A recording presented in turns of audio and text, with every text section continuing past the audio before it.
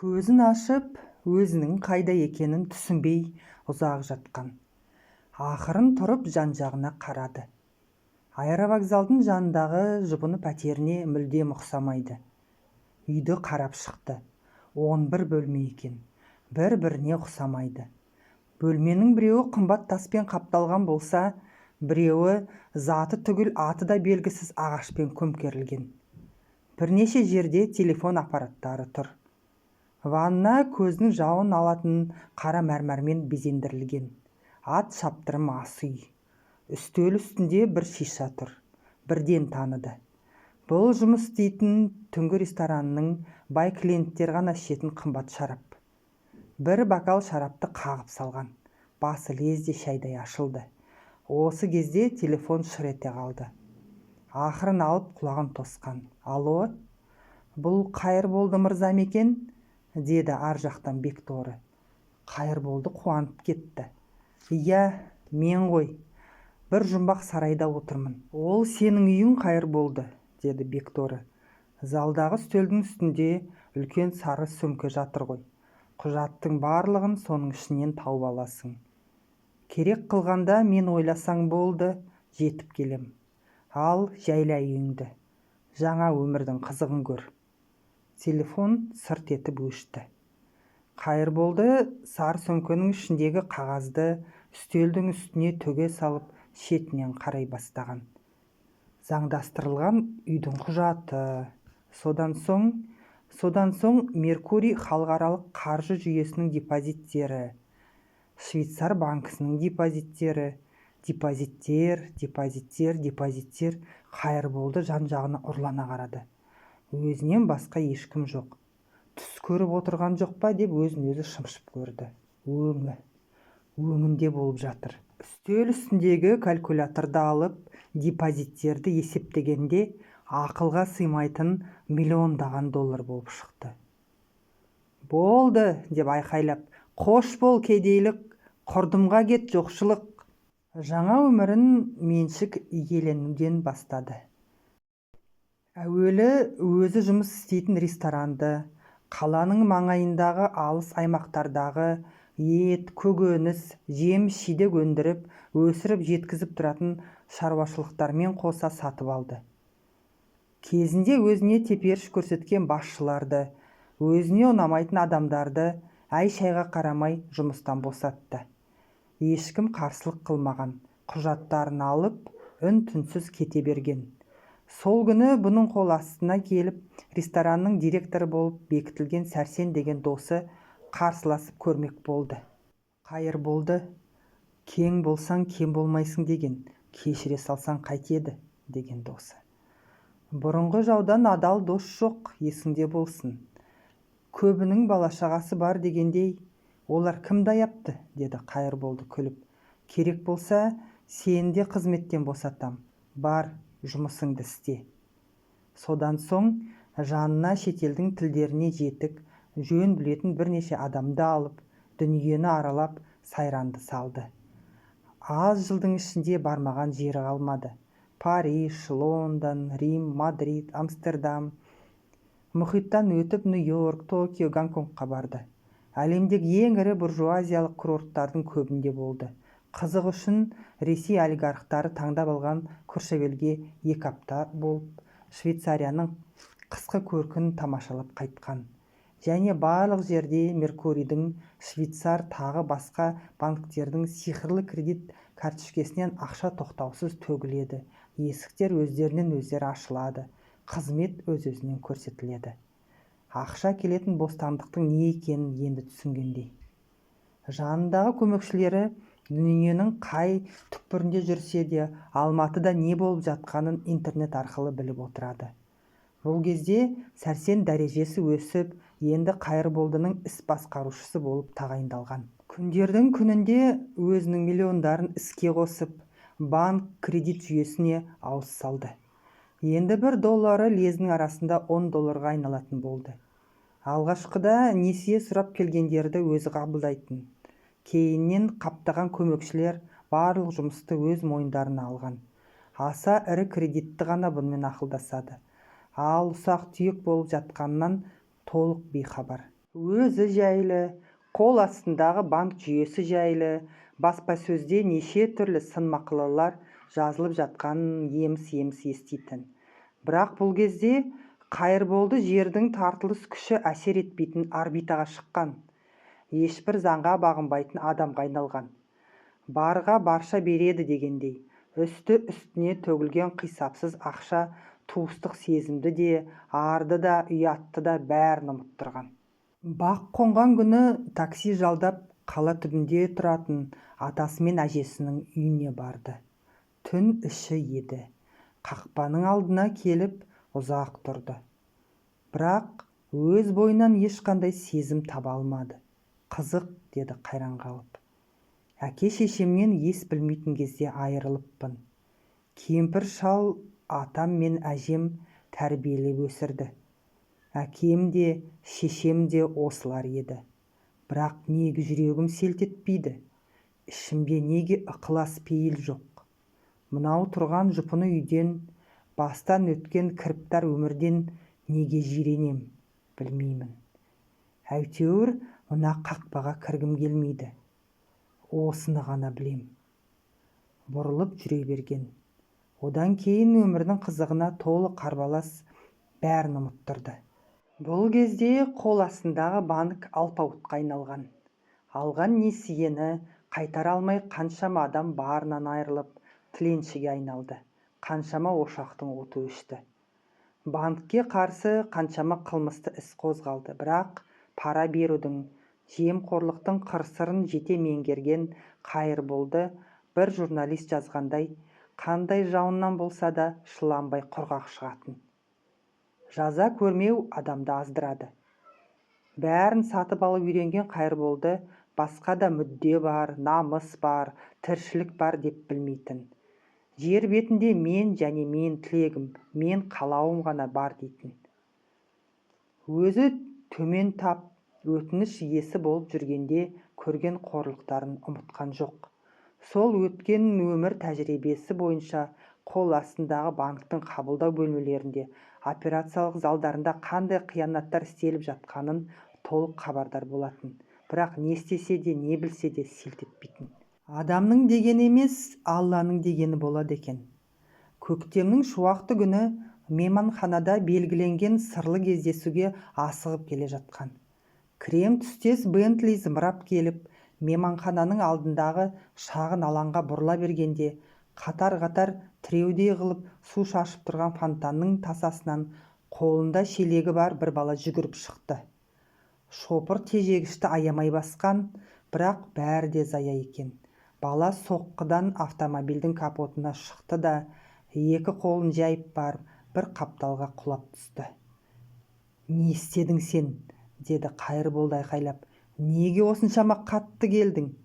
«Кешіріңіз аға», деді өңі шүберектей қуарған шопыр. «Мына жерден атып шығатынын кім білген?» Жерде жатқан баланың жанына жұрт жиналып қалды. «Жарайды енді», деді Қайырболды. «Болары болды. Бірдеңке қылып құтылармыз. Әуелі көрейік». Бұлар топқа тақағанда баланың жанында жүресінен отырған мейманхананың швейцары орнынан тұрып қынжыла бас шайқаған. «Әттеген-ай, осы жерде машина жуып күнін көріп жүрген бала еді. Сондай жақсы еді өзі». Қайырболды жұртты киіп жарып баланың жанына барды. «Тірі ме?» «Жоқ», деді тұрғандардың бірі. «Өліп қалған сияқты». Баланың бетіне үңілген Қайырболды кенет айғайлап жібере жаздаған. Өзін өзі әрең тежеген. Бала бұның өзінен айнымайды екен. Әзер жүріп машинаның жанына келді. Есікті ашып тағы тұрды. «Қайтамыз», деді содан соң отырып жатып. Шопыр сәл аңырап қалды. Артынша ұйқыдан оянғандай асығыс машинаны оталдырды. Үйге жүгіріп кірген Қайырболдың алдынан аспаз әйел шықты. «Мырза, қоя тұрыңыз», деді Қайырболды қолын сілтеп. «Екінші қабаттағы кабинетке сигара, кофе, коньяк келтіріңіз». Аспаз әйел сұрағандарын алдына кеп қойғанда, меңірейіп отырған Қайырболды коньяктың бөтелкесін дереу ашып, жөпөлдеме бірнеше бокалды толтырып ішкен. Иесінің бұндай әдетін бұрын көрмеген аспаз әйел ернін жымқырып төмен қарады. «Кешкі жаңалықтардан көрген шығарсыңдар», деді Қайырболды аспаз әйелге қарап. «Иә, көрдік», деді аспаз әйел. «Бірақ біз сенбедік. Сіздің олай етуіңіз мүмкін емес». Қайырболды тағы бір бокалды толтырып ішті. «Байқұс, әйтеуір тірі екен», деді аспаз әйел. «Мырза, бүгінгі қонақтарға не дайындауымыз керек?» Қайырболды селк ете қалды. «Тірі дейсің бе? Қайда екен?» Аспаз әйел қуанып басын изеген. «Иә, тірі, бірақ ауыр екен, реанимацияда. Сонымен бүгінгі қонағыңды қоя тұр», деді Қайырболды. «Жандосты шақыр». «Шақырдыңыз ба?» деді елулердегі жылы жүзді адам. «Жандос, жағдай былай», деді Қайырболды. «Анау бүгінгі апатқа түскен бала қай ауруханада жатыр, соны біл. Содан соң менің атымнан Совменнің ауруханасымен сөйлесте, баланы соның реанимациясына ауыстыр. Қанша ақша, қандай көмек керек, бәрін ұйымдастыр. Тындырғаннан кейін айтарсың». Қайырболды реанимация бөлмесіне кіргенде шашын қырау шалған жас өңді дәрігер орнынан тұрып қарсы жүрген. «Өтінем», деді биязы дауыспен. «Реанимация жалғасып жатыр. Бала системаның астында. Бір рет қана қараңыз. Ештеңеге қол тигізбеңіз. Шығып кетіңіз». Түнгі шаммен жарықтанған бөлмеге кіріп, баланың жанына отырған Қайырболды көпке дейін қарауға жүрегі дауаламай, басы салбырап отырғанда қойған. Есіктің сыртында тұрған дәрігер жөтеліп белгі бергенде ақырын көз қиығын тастады да ыңырана тербеліп отырып қалды. Содан соң баланың бетіне қайта үңіліп көңілі бұзылды. Кішкентай әлсіз дененің ажалмен алысып, жанның әне-міне үзіліп кетейін деп жатқаны көрініп тұр. Тәлтіректеп дәлізге шықты. Дәрігер қолтығынан сүйеп тақтаға отырғызды. «Сабыр етіңіз, әлі үміт бар». «Кіміңіз еді?» Қайырболды даусы қарлыға жауап қатты. «Ең жақын адамымын. Жүріңіз, менің кабинетіме барайық», деді дәрігер. «Дәрігер, тыңдаңыз», деді содан соң. «Өтінем, жоқ, жалбарынам. Осы баланы құтқарыңыз. Бар өнеріңізді салыңыз, өкінбейсіз. Қандай дәрі керек, қанша ақша керек, қысылмаңыз, айтыңыз, бәрін берем. Тек тірілтіңіз. Егер осы бала тірі қалса, мен бүкіл өміріңізді қамтамасыз етем. Мынау аурухананы шетелдің ең озық техникасымен жабдықтап берем. Тек барыңызды аямаңыз». «Бұл біздің парызымыз», деді дәрігер. «Қолдан келгеннің бәрінде істейміз. Ал сіз енді үйіңізге қайтыңыз, демалыңыз». Бір апта бойы бел шешкен жоқ. Қызметке қарамады.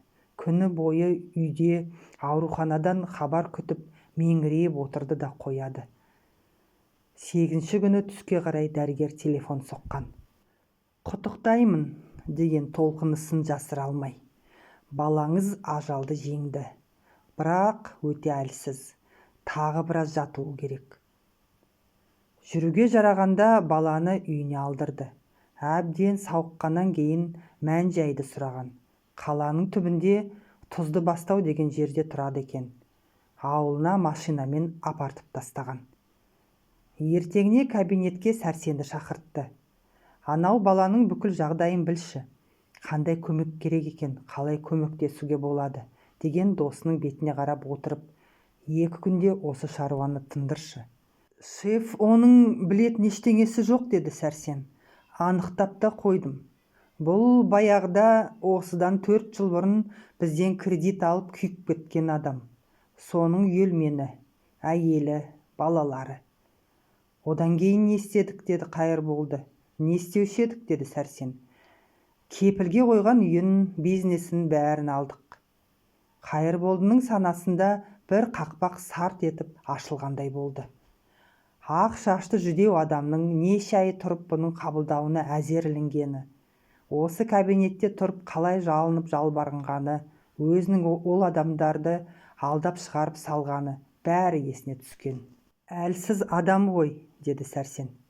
«Пәтерінен, бизнесінен айырылғаннан кейін көп ұзамай қайтыс болған. Әйелі, бала-шағасы қаладан ауылға көшкен. Қайырболды орнынан тұрып кабинетті ары-бері кезіп ұзақ үнсіз жүрді. Үстелге 2 жұдырығын тіреп күрсініп тағы тұрды. «Бұлай істейміз», деді тағы бір сигараны тұтатып. «Ересек, кәмелетке толған баласы бар ма?» «Иә», деді Сәрсен, «бар. Бүкіл бизнесін қайырып беру керек». Қайырболды орнына отырып тез-тез жарлық бере бастады. «Бізге кеткен пәтеріне пара-пар пәтер алып беріңдер қаладан. Содан соң баяғыдағы 300 000 несиені заңдастырып қолдарына ұстатыңдар. Содан соң шеф, бір отбасына осының өзі жетіп артылатын игілік», деген Сәрсен. «Осымен тоқтатайық». «Жарайды», деді Қайырболды. «Осы шаруаларды тындыр. Тағы да тілектер болса көре жатармыз». Үйге келгеннен соң кабинетке төсек салдырды. Бірақ ұйықтамады. Көрер таңды көзбен атқызған. Балалық шағын, түрін көре алмай кеткен әкесі мен шешесін, бар жоғы белгісіз атасы мен әжесін, соңғы аласапыран 8 жыл өмірін ойлады. Таңертең тас түйін бекінген. Шайын баппен асықпай ішті. Жақсылап қырынып душ қабылдады. Мұздай киінді. Содан соң машинаға мініп тауға қарай тартқан. Таныс жолмен жүріп отырып іздегенін тез тапты. Зәулім үйдің бөлмелерінде тырс еткен дыбыс жоқ. Сол баяғы байлық пен салтанат. Залда жасаулы дастархан, ештеңеге қол тигізген жоқ. Дәлізбен жүріп, жер асты ораға кірді. Қызыл ағаштан шапқан есік дыбыссыз ашылды. Қайырболды жап-жарық бөлмеге кіріп, қабырға бойы созылған сөрелердің жанынан тақаған. «Келдің бе?» деді таныс дауыс. Қайырболды селт еткен жоқ. Жаймен бұрылды. Бекторы. «Иә, келдім», деді. Дауысы сезімсіз шықты. «Білгем». Бекторы елжірей жымиған. «Қайтып келген санаулы адамның бірісің. Сол үшін ризамын». «Мыналар ешқашан қайтпайды», егімен сөрелерді меңзеді. «Жүрексіз жүрген ұнайды екен. Жүрексіз жүргеннен шаршамайды екен, жалықпайды екен. Көбі құрдымның шетінде тұр. Ал көбі құрдымға баяғыда құлап кеткен». Кенет жер дүние селк ете қалды. Қайырболды жан-жағына қараған. «Бұл келе жатқан апаттың белгісі», деді Бекторы. «Ненің апаты?» деді Қайырболды үрейленіп. «Жанның, рухтың, иманның апаты». Бекторы Қайырболдының жанына келді. «Бекторы, уақыт өтіп бара жатыр», деген Қайырболды. Бекторы алақанын Қайырболдының кеудесіне тигізді. «Міне, қайтардым». Сол сәт Қайырболдының бойын баяғыда ұмыт болған сезімдер кернеп жөнелген. Қуаныш та, қайғы да, сүйініш те, қамырық пен мұң да бәрі еді қайтып келген түйсікте. Сыртқа шыққан Қайырболды машинасын көре алмады. Артынша үстіндегі өзінің бұрынғы қарапайым киімін танып, бәрін түсініп рахаттанып тұрып күлген. Содан соң медеудің жолымен төмен қарай асыға жөнелді Алматыға. Ол кейін әжесімен кешу айтысып табысады. Атасының 4 жыл бұрын қайтыс болғанын естіп қайғырады.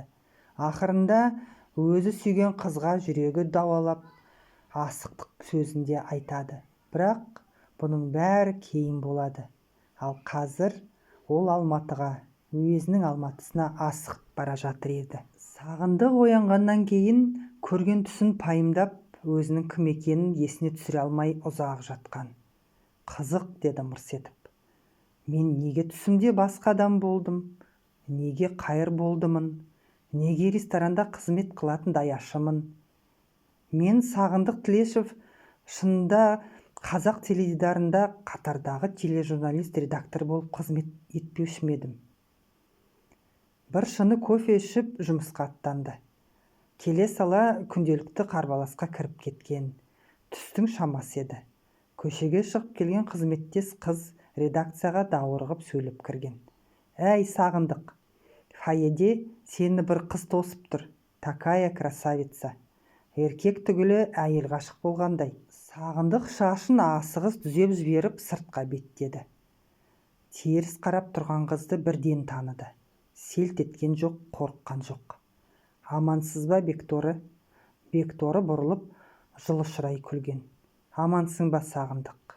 Екеуі сыртқа шықты. Қайда барамыз, деді Сағындық. Кавалер деген атың бар емес пе, деді Бекторы. Осы маңайдағы бір кафеге барайық. Қарсы болмасаңыз, Алматы ресторанына барайық, Сағындық қызға қолын ұсынған. Күн едәуір ыстық болғанмен, ресторанның іші салқын екен. Даяшы дастархан мәзірін алдарына қойып кетіп қалды.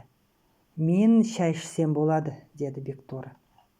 Сағындық жеңіл-желпі тамаққа тапсырыс беріп, шылымын тұтатып, орнығып отырды. Сенің күйіңді түсінем, деген Бекторы аз үнсіздіктен кейін, менің іздеп келіп саған жолығуым, одан кейін басыңнан өткен өткелек, бұның бәрі ақылыңа әзер сыйып тұр. Сұрақ сұрауға бойыңдағы туа бітті мәдениетің жібермейді. Сол себепті барлығын мен өзім айтып берейін. Бекторының даусы қол созым жердегі жұмыр тастан қаланған бұлақтың сылдырымен жарасып, ертегідей тербеп жөнелген. Адамзат өзінің осы жолға қалай түскенін, бүгінгі күйіне қалай жеткенін білмейді. Себебі ақылы кеміс. Адамзат бүгінгі ахуалына бір күнде келген жоқ, және адам, инсан, әлмисақтан арғы көне дүниеде мүлдем басқа болған. Ақ пен қара, жалған мен ақиқат, жамандық пен жақсылық дегенді сендердің миы ауысып кеткен философтардың ойлап шығарған. Дүниеде өз бетінше тұрған жамандық яқи жақсылық болмайды. Қандай да болмасын сөз яки іс өзінің айтылуының немесе тындырылуының ыңғайына қарай жаман я жақсы болып шығуы мүмкін. Ақылды тәуіптің тілектестікпен айтқан өтірігі ауруға шипа болады. Осыны өтірік деп көрші.